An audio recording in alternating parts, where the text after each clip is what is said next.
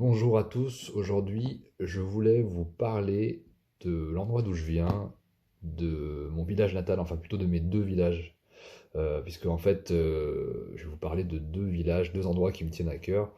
C'est en fait l'endroit où j'ai grandi, chez mes parents, dans un petit village qui s'appelle Porcieux, et le village de mes grands-parents qui est pas loin, qui est dans un autre département, qui s'appelle Montagneux.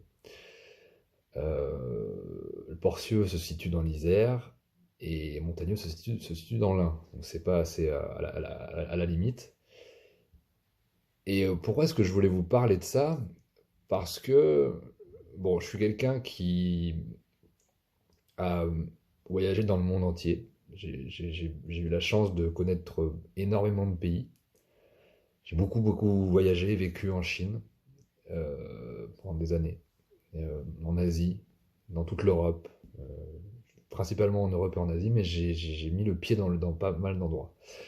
En plus de ça, j'ai aussi, on va dire que j'ai quitté l'endroit où j'ai grandi assez jeune, autour de 18-20 ans. J'y retourne régulièrement encore aujourd'hui, j'y suis retourné régulièrement, mais c'est vrai que j'ai quitté un petit peu le monde dans lequel je suis né, dans lequel j'ai grandi. Je viens d'un milieu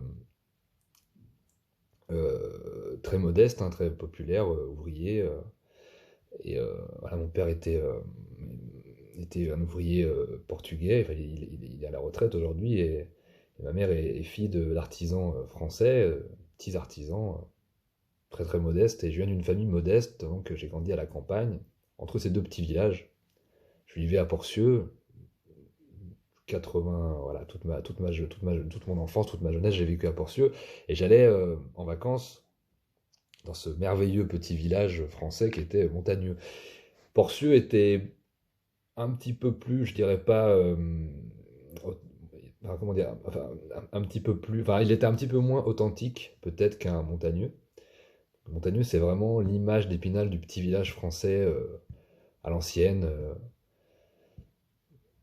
où on a connu des moments assez merveilleux. Déjà, voilà, c'est l'endroit où j'allais voir mes grands-parents, donc qui portaient une histoire beaucoup plus ancienne, de la France des années 50, 60, tout cet héritage qu'ils m'ont transmis par rapport à ça, cette joie de vivre.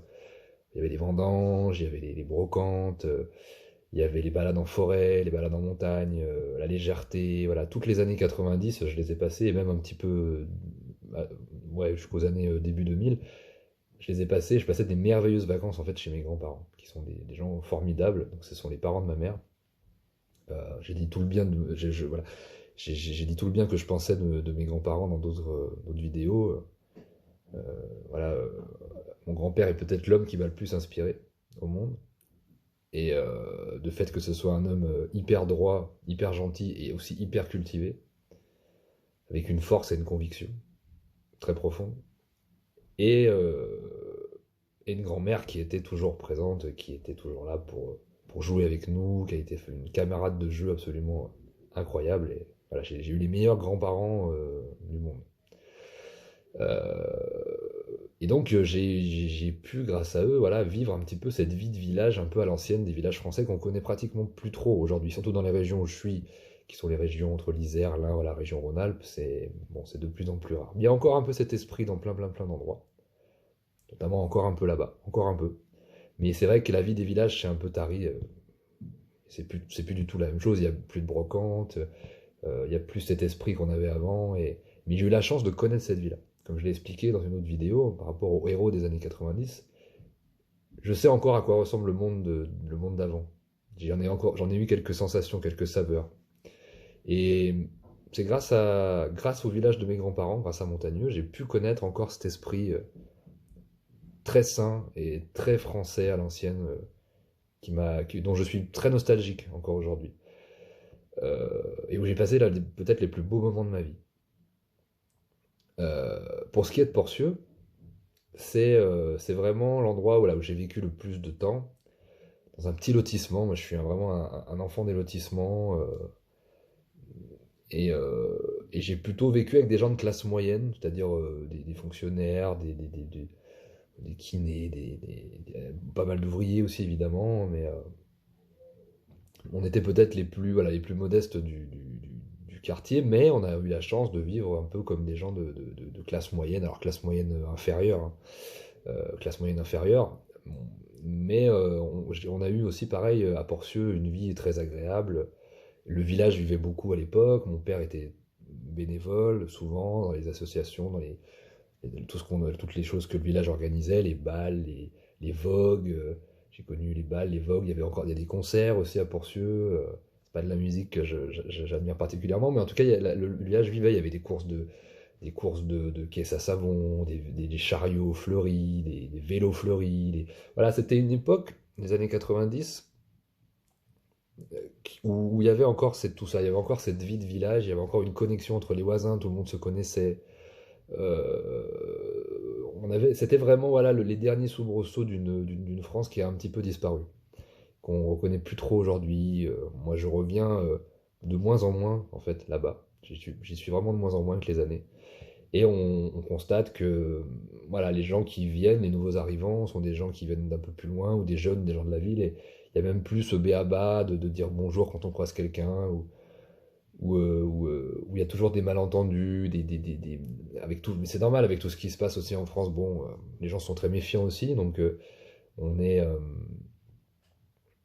on est un petit peu, voilà, tout le monde se regarde avec un peu de méfiance, ce qui n'était pas le cas du tout avant.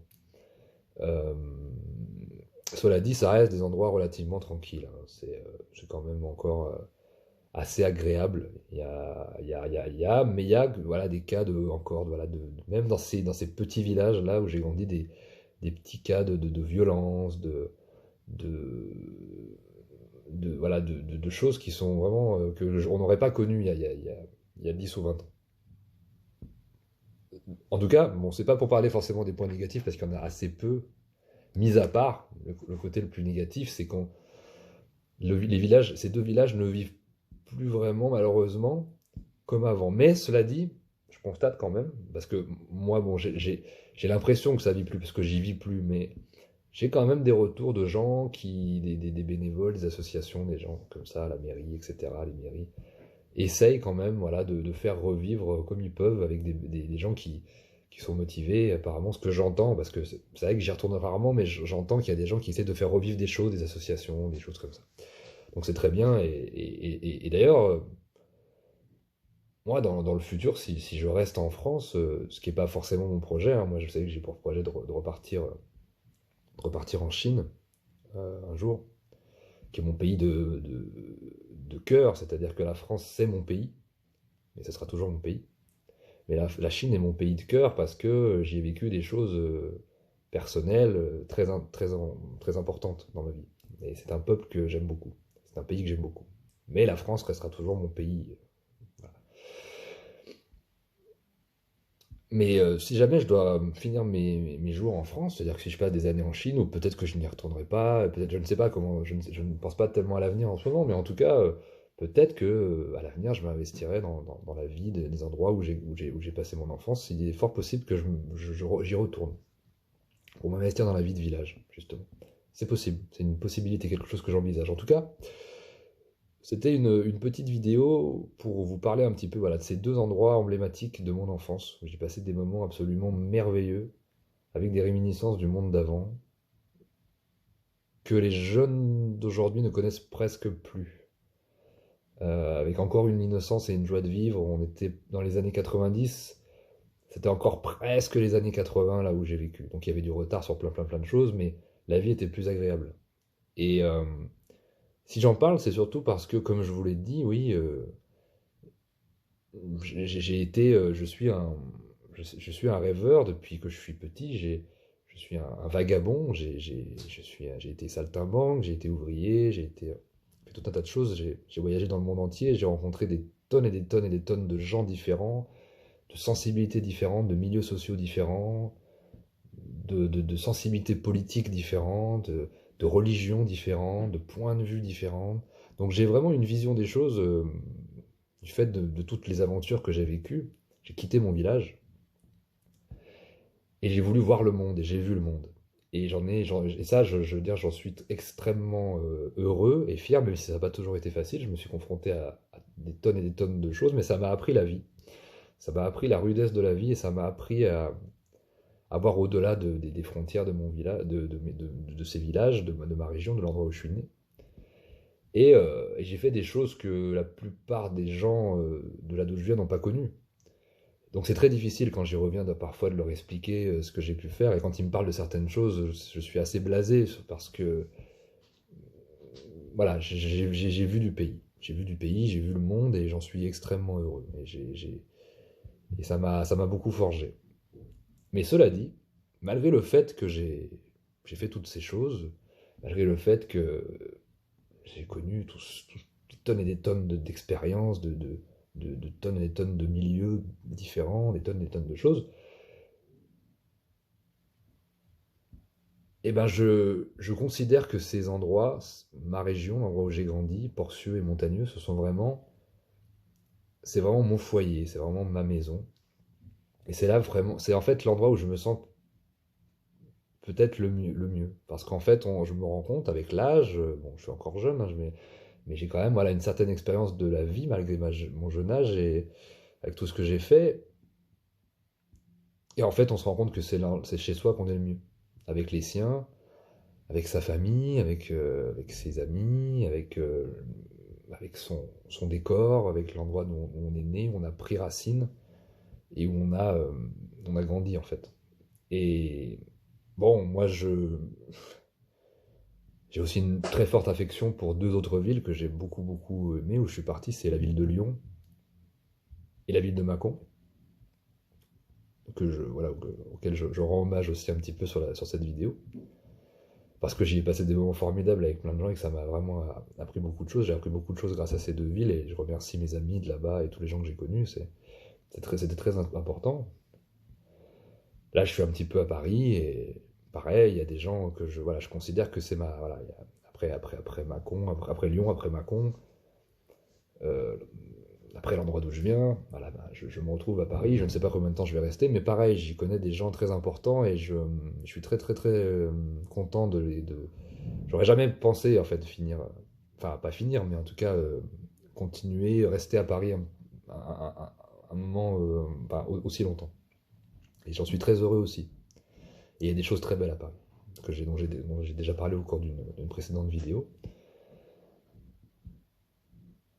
Mais en tout cas, voilà, je considère que qu'on est, même si on fait le tour du monde, on n'est pas mieux que chez soi. J'avoue que, comme je l'ai dit, la Chine est mon deuxième pays et Hong Kong est ma deuxième maison. C'est-à-dire que je me sens presque aussi bien à Hong Kong que,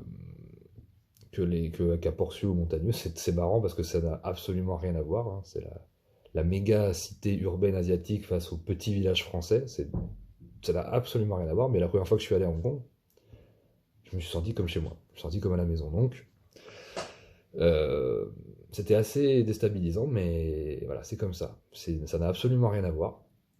Et j'ai rendu hommage à Hong Kong dans beaucoup, beaucoup de vidéos, donc je ne vais pas en parler aussi longtemps, j'en ai beaucoup, beaucoup parlé. Là, aujourd'hui, je voulais vraiment rendre hommage à mes racines, à là d'où je viens, rendre hommage à mes parents, mes grands-parents, mes amis, euh, mon frère, euh, la famille, côté de ma mère et côté de mon père, que je respecte et qui se reconnaîtront, et que j'embrasse. Et voilà, c'était une petite vidéo pour rendre hommage à mes deux villages et pour vous dire que qu'on n'est pas mieux ailleurs que chez soi et que j'espère, avec le petit montage que je vais vous montrer, je vous ferai un petit peu voilà, vivre des petites sensations de ce que c'est que la vie de village, en espérant que vous apprécierez. Voilà.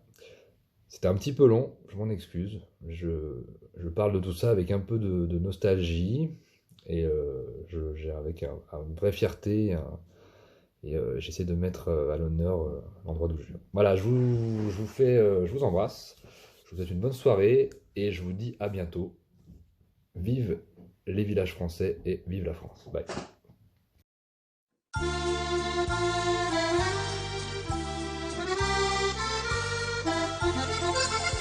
Il coule les beaux nuages dans la vallée bleue du ciel.